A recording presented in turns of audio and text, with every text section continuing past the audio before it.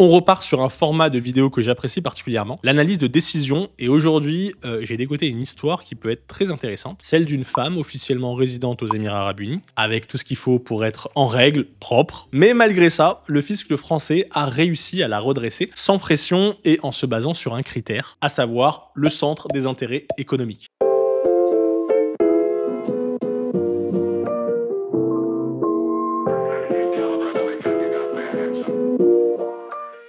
Salut à tous, je suis Émile OS, juriste en fiscalité internationale et entrepreneur. Sur cette chaîne, on parle de business, de droit et plus particulièrement du droit qui entoure l'activité des entrepreneurs dans le monde. Si vous avez besoin d'aide dans vos projets, vous trouverez tout en description. Il y a aussi un quiz et une communauté que vous pouvez rejoindre gratuitement, mais je vous en parle en fin de vidéo. Bon, c'est quoi cette histoire ? Tout part d'un jugement du tribunal administratif de Montreuil du 2 juillet 2025. Cette histoire concerne Madame BD. Et du coup, pour les besoins de la vidéo, on l'appellera Bénédicte. Bénédicte est une entrepreneuse française. Elle dirige une société qui s'appelle Tadlamove, plus exactement une SAS. Le business tourne bien au point que le 15 janvier 2020, elle décide de plier bagages pour partir vivre sa meilleure vie aux Émirats, plus exactement à Dubaï. Fini les impôts qui lui prennent plus de la moitié de ce qu'elle gagne, fini l'insécurité, fini la grisaille, bref, tout s'annonce pour le mieux. Elle part à Dubaï, se trouve un super appartement, reste bien sûr plus de 3 mois à Dubaï pour avoir son fameux certificat de résidence fiscale. Là, c'est évident, sa nouvelle vie est aux Émirats. Mais Bénédicte a gardé tout de même des liens avec la France. Premièrement, elle possède 2 biens immobiliers en France. Et deuxièmement, elle est restée directrice de sa société Tadlamove et reçoit des salaires de cette société. Pour elle, c'est simple, elle est pleinement résidente fiscale aux Émirats, elle est donc pleinement fiscalisée aux Émirats. Et là, je vous vois derrière votre écran en train de vous dire, mais pourquoi elle a gardé des liens avec la France comme ça? Alors en réalité, le setup qu'elle a fait n'est pas complètement impossible, c'est un peu compliqué, mais c'est pas complètement impossible en bidouillant un peu. Et pour les biens immobiliers, bon, généralement, là, il n'y a pas trop de difficultés. C'est toujours imposé là où se trouve le bien immobilier, donc en France. Mais c'est vrai que pour le salaire, ça peut être un peu plus compliqué. Et donc, du coup, comme ça, Bénédicte déclare son départ à Dubaï à l'administration fiscale française le 15 janvier 2020. Et devinez quoi ?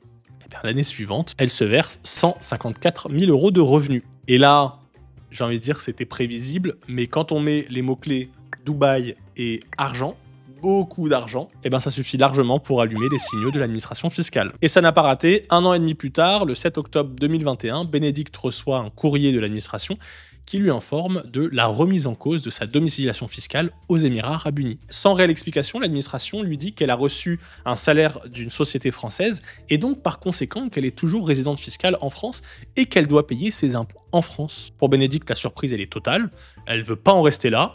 Pour elle, c'est pas normal, et elle décide de contester cette décision devant le tribunal administratif de Montreuil. Et c'est là que la bataille judiciaire commence. Ready, fight! Bénédicte entre en jeu et déploie son argumentaire pour expliquer qu'elle n'a pas à être fiscalisée en France. Ce qu'elle a fait, c'est normal. Pourquoi ? Premièrement, elle est résidente complètement aux Émirats Arabes Unis. Elle y est installée pleinement avec son mari et ses enfants. Bref, sa famille y est. Et il n'y a aucun doute sur le fait que son foyer se trouve bien aux Émirats Arabes Unis. Pour appuyer cette constatation, elle invoque l'article 4B du Code général des impôts qui énonce que sont considérés comme ayant leur domicile fiscal en France les personnes qui ont leur foyer ou lieu de séjour principal. Or ici, il est clair que Bénédicte a son lieu de séjour principal et son foyer aux Émirats Arabes Unis. C'est flagrant, il n'y a pas de débat. Mais le plus important, c'est qu'elle énonce aussi la convention entre la France et les Émirats Arabes Unis. Et oui, parce que les conventions doivent s'appliquer au-dessus de la loi française. Et la convention, elle dit quoi ? Eh bien, elle dit qu'à l'article 4, alinéa 2, le premier critère à considérer pour savoir si une personne est résidente ou pas d'un pays, eh bien, c'est de regarder le foyer d'habitation et son lieu de séjour permanent. Et là, il s'avère clairement que le foyer et le lieu de séjour permanent de Bénédicte, c'était les Émirats. Donc là, on peut se dire, ok, ça a l'air solide. Mais c'est pas fini. Elle continue avec la même convention. Et elle dit que concernant les revenus de son salaire, eh bien là, c'est l'article 14 qui nous en parle de cette même convention, qui nous dit que les rémunérations qu'un résident d'un État contractant reçoit au titre d'un emploi sont imposables uniquement dans cet État, sauf si l'emploi s'exerce dans l'autre État contractant.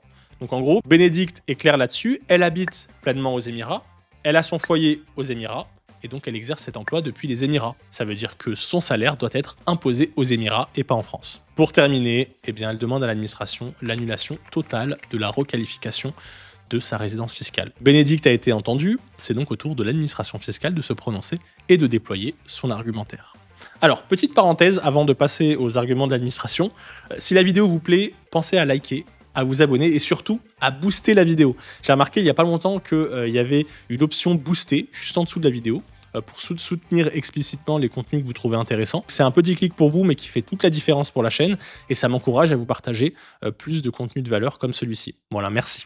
Donc on reprend. Là, l'administration entre en jeu et elle commence avec son premier joker, son dragon blanc aux yeux bleus, son exodia, à savoir l'article 19, alinéa 2 de la Convention entre la France et les Émirats. Et l'article 19 mérite toute votre attention quand je vais le citer. Il nous dit que lorsqu'une personne qui est un résident des Émirats Arabes Unis ou qui est établie est fiscalement domiciliée en France au sens du droit interne français, les revenus de cette personne sont imposables en France nonobstant toute autre disposition de la présente convention.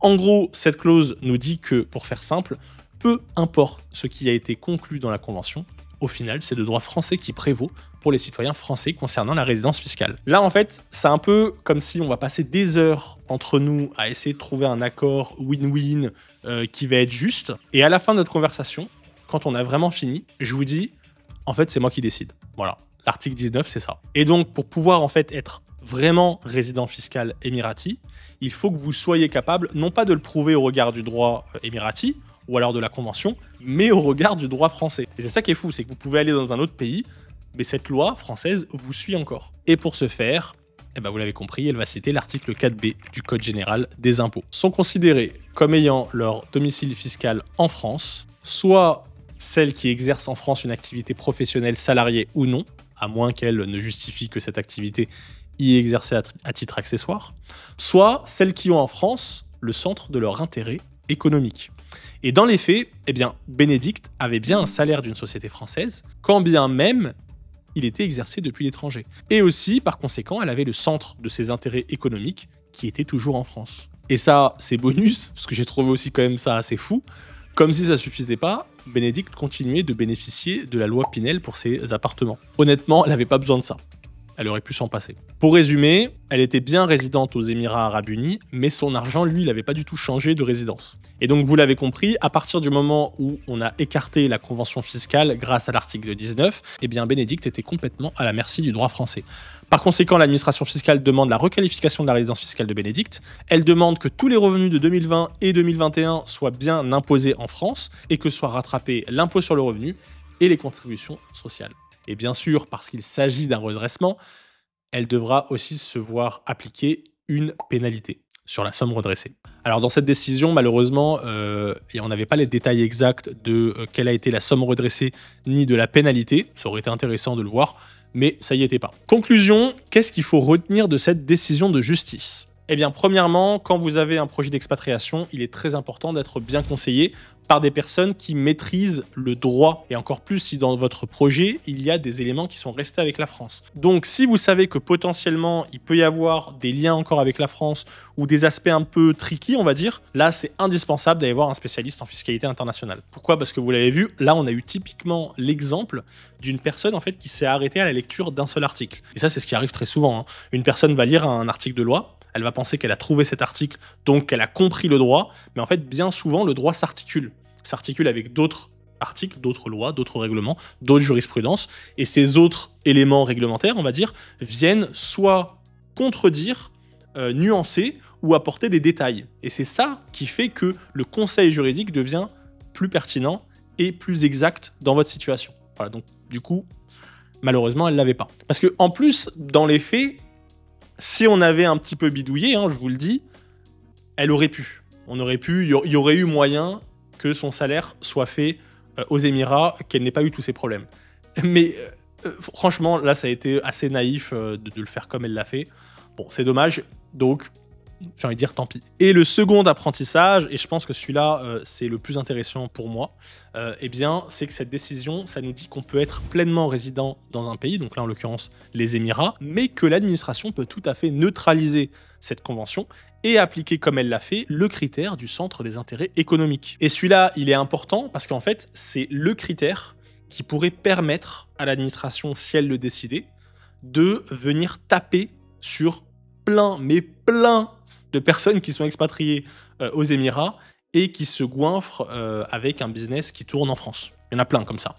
Et pour l'instant, on n'a pas eu de décision encore de l'administration, enfin de décision du juge qui vient nous expliquer comment peut-être interpréter ce critère du centre des intérêts économiques pour des personnes qui vont avoir par exemple tous leurs clients en France.